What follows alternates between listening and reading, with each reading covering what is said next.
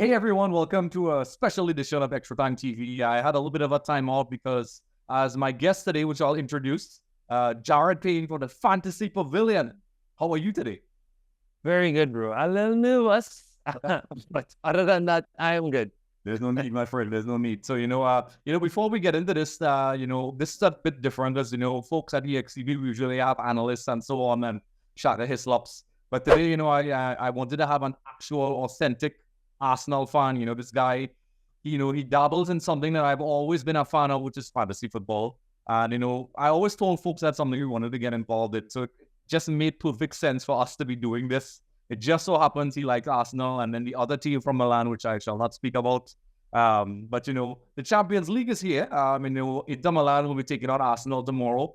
Both teams are having, okay seasons, I would say. But, that's why we have, Jared here to talk about that. But Jared, before we get into the football talk, tell us a little bit about your fantasy pavilion so we could let the folks know. Sure, no problem. So as you said, the channel is called the Fantasy Pavilion. And the name says it all.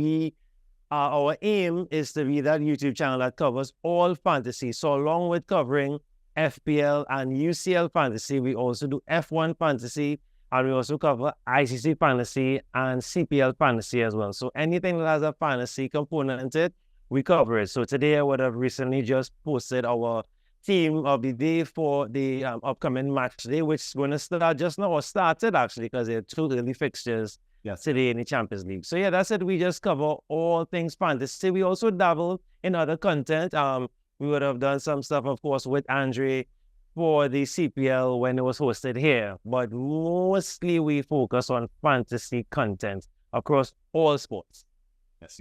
This is something that's a massively followed thing all over the planet. For those who know, it's something, I would have loved to have dabbled in, but I love that you guys are doing it. So, of course, like I said, it makes perfect sense that we would be doing what we're doing now. So we're going to get straight into it. I'll get things started off with you. We do the usual formula where we, just talk about form and so on. So Arsenal, having a decent season. They've been having a little bit of a drop-off recently. But tell us, heading into this game, what are your overall thoughts before we get to the nitty-gritty about Arsenal's season so far heading into this game? Well, of course, it's tough to be very optimistic based on the form, right? But of course, this happens to everyone, even City. It's been coming a long time for City. Everyone has their dip. It's just that our dip has been a bit, ugly. Of course, 2 losses and a draw in the last few fixtures. And of course, the opposition that we lost to is what has fans have been disappointed. Inter Milan, when we look at them, of course, based from an outsider looking in, Inter Milan has been in very good form. They're scoring goals, right? They're high up on the Champions League table because of their goal difference. And we have been struggling to score recently. So, of course, I have a bit of a fear going into the game with that, but I'm confident with our defense. Our defense has been one of the best in Europe. And I think going into the game, we're using our defense and, of course, looking at our star boy, Saka, we should be able to get at least a point out of this game. That's what I am looking forward to so far, based on the form that we've been in recently. Yes. I couldn't have said it better myself. I think Arsenal are one of those teams, from an Inter Milan perspective. I still do have nightmares about Thierry Henry tearing us to shreds in the second leg years ago. We won that leg 3-0. It looked pretty good, and that was a very strong Inter Milan team. Syria was a lot better than, Thierry Henry and, his French team and Dennis, but all those guys, they just tore into the shreds. And, I have a healthy respect for all teams, but I love the type of football Arsenal tries to play.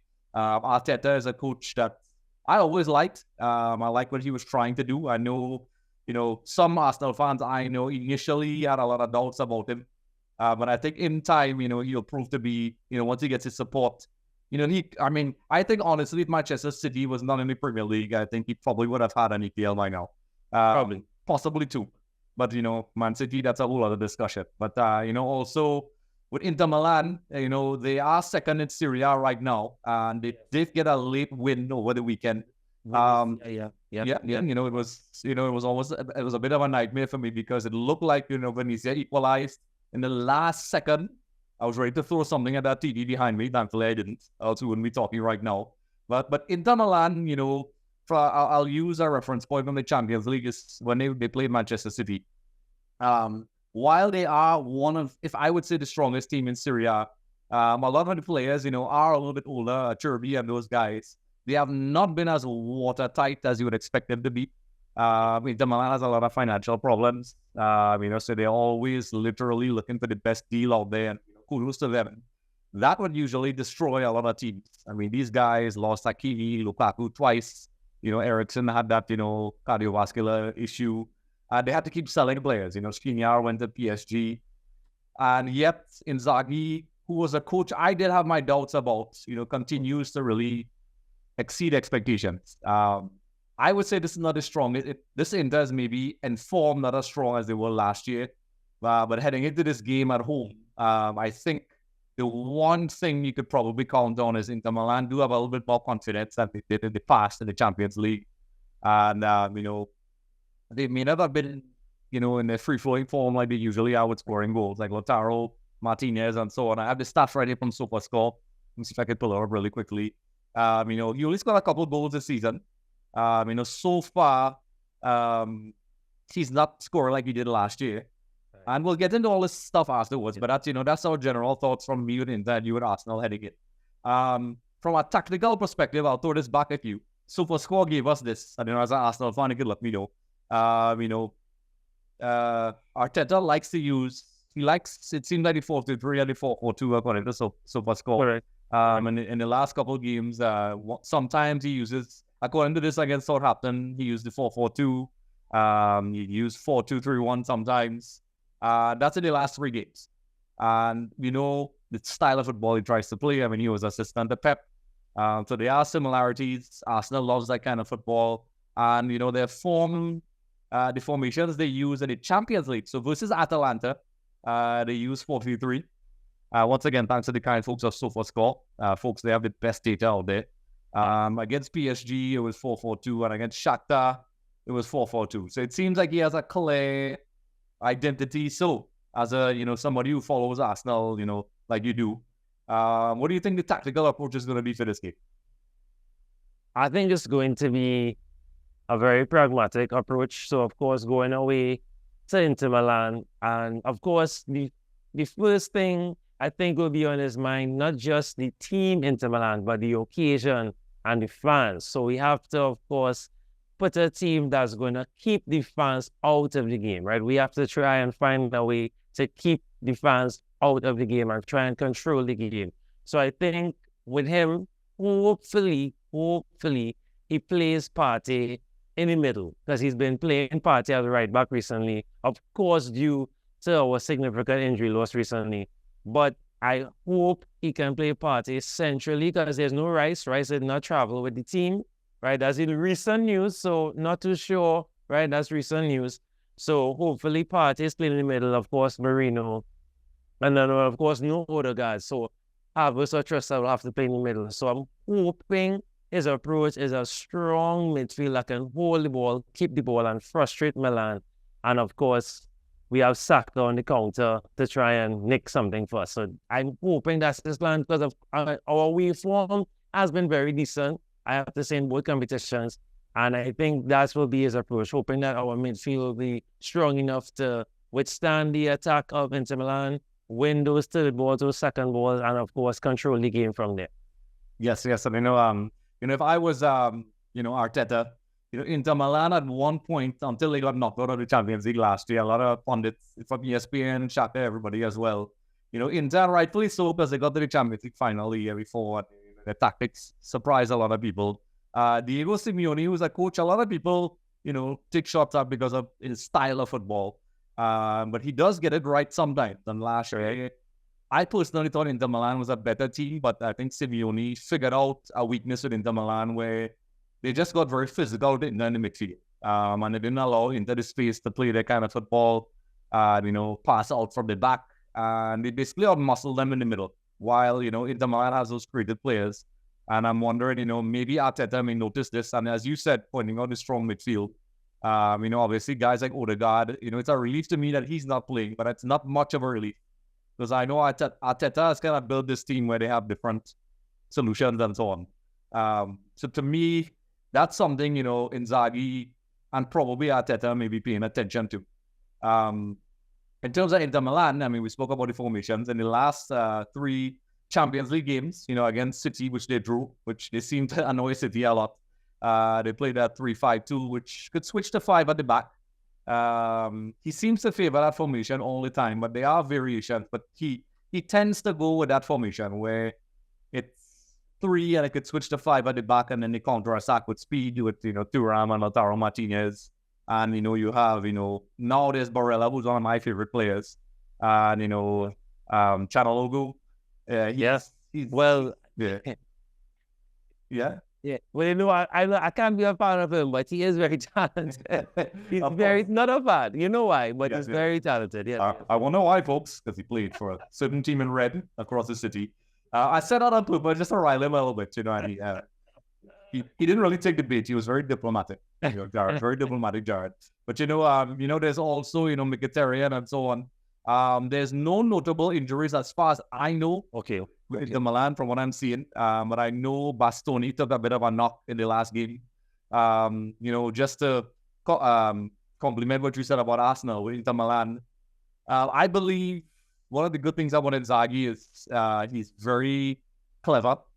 The style of football Inter Milan plays, and I'm sure Arteta is aware of this.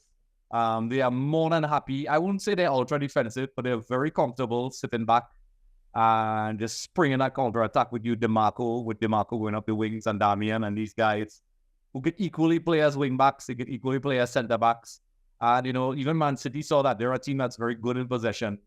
And at the end of the day, if Inter Milan needs to, they can resort to the stereotypical dogged in Italian defense. But, they do have that, clever approach with, Lautaro knows how to hold up the ball for Thuram, to release Thuram. In a lot of ways, although, Lukaku, just like that former player we mentioned, I had a lot of praise for Lukaku. He left the way he left. But I think Thuram adds something a bit different where he has definitely more pace than Lukaku. Yeah. And I would say he's a bit more clinical than Lukaku. Lukaku had brute force. He would create chances and he would score goals. But he did have a tendency to be a bit wasteful. Thuram adds a little bit of that scare factor. He can score headers. He's very mobile. Scores with both feet. So I think heading into this game, I think Inter Milan, based on their league form, if you're looking at that, it doesn't look great. But, that's kind of how Inter Milan does things. They don't really play spectacularly well. They usually kind of just play and get the result and conserve their energy. So over the weekend, it seemed as if their mind was on this game and they were trying to concede their energy. And you saw Thuram was kind of holding back a little bit. Lautaro, I was surprised that he played that long. Players like Correa, who usually is on the outside with Inter, we call him the barbecue man. He's not even in the Champions League squad. So, we'll see, because outside Thuram and Lautaro, I'm not sold on Arnautovic. Taremi seems to be the new guy that Inzaghi has fated. But they're not as clinical as, I would say Lautaro and Thuram. And even with Lautaro, he has his ups and downs. He has sometimes where he'll go through big gaps so he doesn't score goals. He misses some easy chances and then he will score some amazing goals. And that's the thing with Inter Milan. There's an X factor. That's why they call Inter the crazy Inter Milan, which could work in your favor, I guess. I'm probably making you more excited. You don't know what Inter's going to turn up on the day. They could easily be in the lead 2-0 and then complicate things.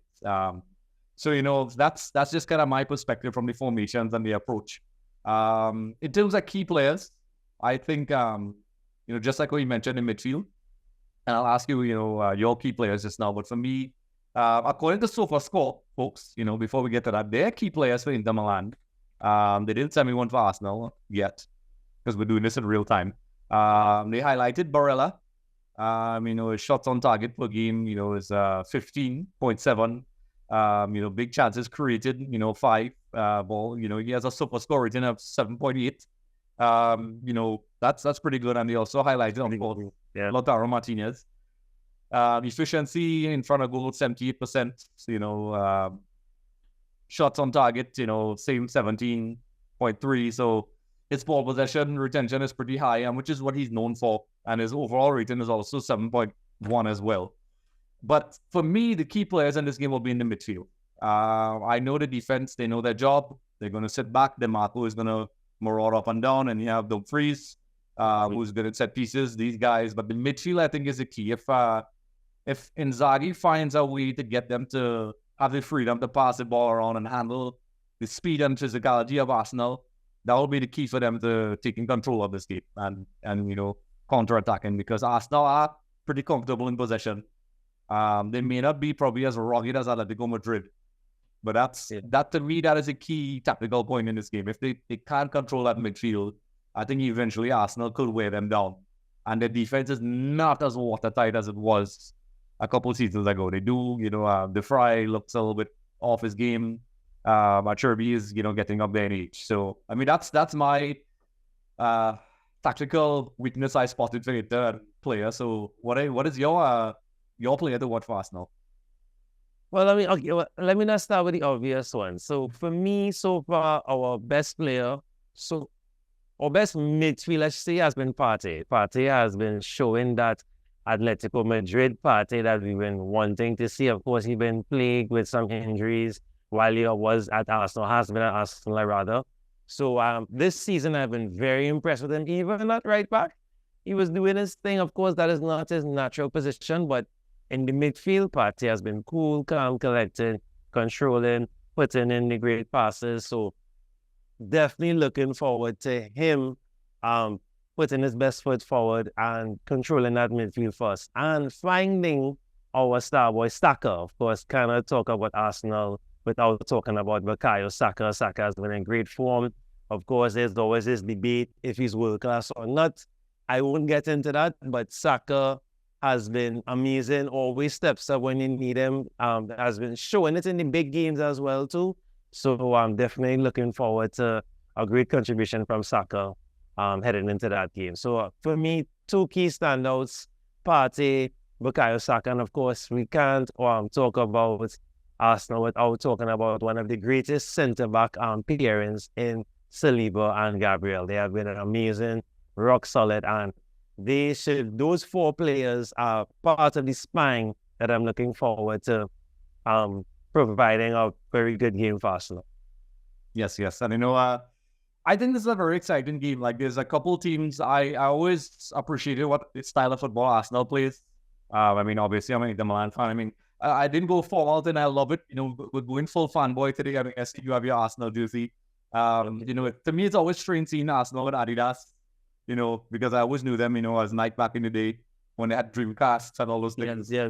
But, it looks good. And then, I have my new Inter Milan away kits. You can't see it, but it's Lautaro.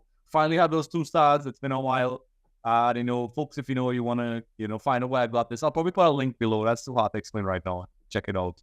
And, I just wanted to mention that. But, heading back to the actual Champions League team, we have this new format, of course. Which is, that's a whole topic, but we could touch on it very quickly. Inter is 7th in the table right now, and Arsenal is 9th. Yeah. This format is very different. Do you think, before we go to our final verdicts and things like that, what do you think about this new format? And, in terms of how it affects Arsenal's campaign with all the fixtures and so on? In terms of the fixtures, I don't have a problem with that, because I know a lot of people always complain about too many games, but that's just how sport is. All leagues, right? No matter top tier, all of them have varying cups to play, varying fixtures. My issue or gripe with it so far is just the lack of, I think it takes its sting out of games like this away. So a game like this at Arsenal, and now you could have gotten this in a group stage. But when you see Arsenal facing into maybe, let's say, a Real Barca at this stage, at this early stage in this league format, to me, it takes away the excitement from it. Whereas they were just going to maybe they might have met in the group stages, maybe, because most times in the group stages, in the old format, you'd have gotten two big teams and then two, mid-table teams from that kind of thing. But for me, it's a bit weird. It's something to get used to. But I think what's the best part or what I like about it so far, if you look at the standings right now, I like the fact that they are so-called minnows up there with the big boys doing their thing, because I'm an advocate for the underdogs, and I know that this format was probably used, or the point of this format was supposed to weed out, the so-called underdogs so that they could have their Super League. But if you look at the standings in the top, look at Aston Villa, right? Top in the standings. I don't think anybody would have predicted that. Of course, you have Leverkusen in the mix, sports in the mix. So in that aspect, I love. I love the fact that the underdogs are showing, hey, we are here. We can play football too. And if you look at Real Madrid, 12th. So I don't think anybody would have predicted something like that so far. So in that regard, I like it. But it's just a bit strange to get accustomed to. And of course, having all these big fixtures so soon, it's a bit weird. But other than that, it's okay. It's okay. I'm giving it some time before I get a little harsh or critical of it. But no. Yeah, for me, I would say the same thing. It's still a bit of a quiet taste, I guess, like with all changes. We got used to that format over the years. It was almost like, muscle memory. You just expected at this point, tensions would be high. You don't know if you're going to make it out of the group.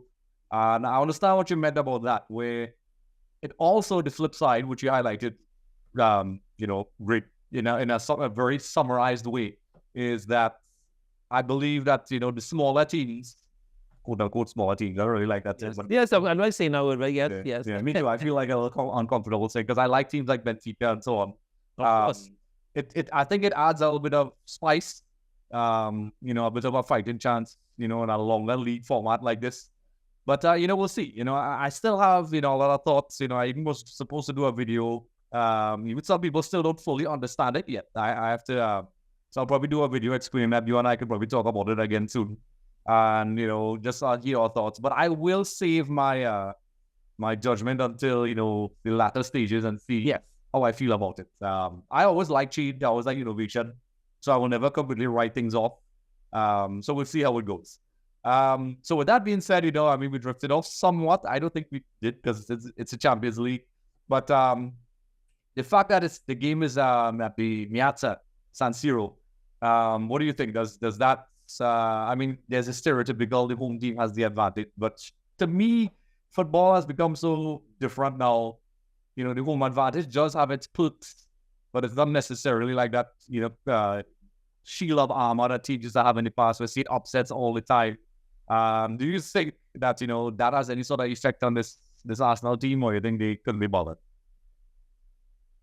In the past, I would have said yes, but I think it could still have a slight effect on them, because, of course, this is a very big game in the grand scheme. If you look at the history of these two teams, right, it's a big game, and of course, it's San Siro. If anyone's listening, our top 10 stadiums in the world, San Siro has to be listed in that, in terms of atmosphere.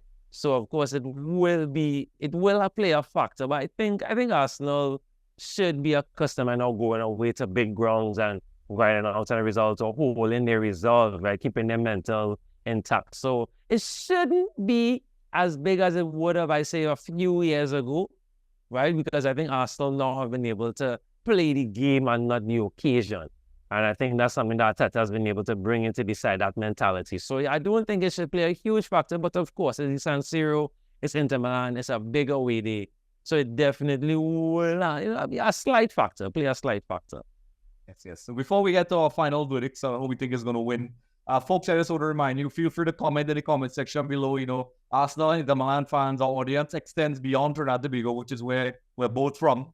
To all our international fans all over the planet. Let us know what you think. Football this is the global game. We know there's fans all over the planet. What do you think? Do you agree? Do you disagree? Do you think we're speaking absolute baloney? Let us know. That's the cool thing. Football is completely, there's so many ways to view the game. Drop a comment. Like I said, like, subscribe. Head over to exceedingmedia.com. I'll have one of the most recent write-ups about can Dwight York take us to the World Cup. That's, you English Premier League fans, I think you know who that is. And for Trinidad and Tobago fans, he is a proper legend. So, with that being said, drum roll time, invisible drum roll. How do you think this game is going to go? I am going safe, Andre, with a 1-all scoreline. 1-all. Yes, I honestly, just so I don't sound like I'm copying what you're doing, I think it's definitely going to be a close game. I really can't see it being an open game, the way how Inter plays at least. Yes. I think I would say Inter will probably edge them, but they'll make hard work of it.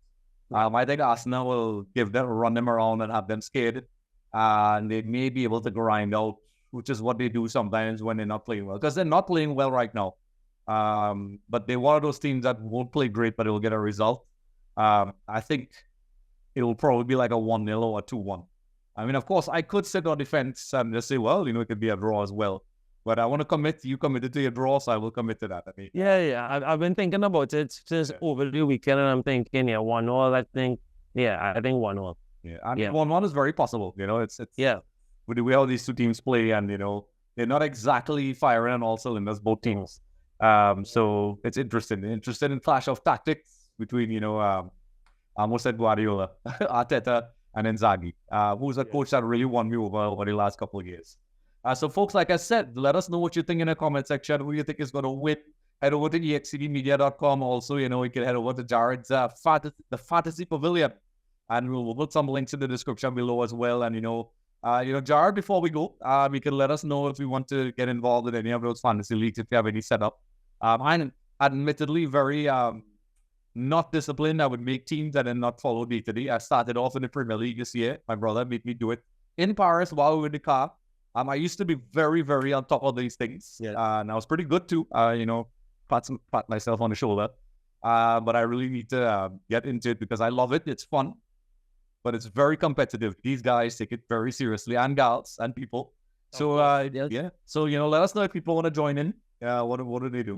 So of course, the Fantasy Pavilion across all platforms, TikTok, Twitter, Instagram, YouTube. If you head over to our YouTube channel, you will see our post section and all the leagues there, the F1 league, anything that you want to participate in the UCL league, all are still open, and you can still join in and join the fun. Even it's not too late because you can even look at match day points as well instead of looking at the long-term points. Just match day points and bragging rights. So and our Instagram, we update every week, every match week. We try to put out our teams, what we're doing, and we post the codes in the description. So across all formats, you can check us out, and you'll find the league codes there under any of our videos on YouTube. Yes. And of course, it's not just football, but all the other things, Formula One and everything else. So that's amazing because I don't have to tell you, I said it a million times, I'm a fan. So like I said, it made perfect sense that you and I ended up meeting the way we did. So folks, like I said, it's been wonderful to have you, Darren. Thank you very much. Pleasure. This is definitely the first of many. I mean, we interact in cricket as well. Probably follow our social media and you'll see us, doing stuff during the CPL. These massive cricket fans, and we always have fun content, and we'll definitely be doing more. So, Jared, it's a pleasure. And folks, let us know your thoughts in the comment section below, and we will have a reaction to this after the game. Definitely. So, hopefully, one of us will be happy, or maybe we'll both be diplomatically drawn and have a tea afterwards. So, folks, thanks for joining us. Cheers, man. Hey everyone, thanks for watching Extra Time TV. Don't forget to like and subscribe.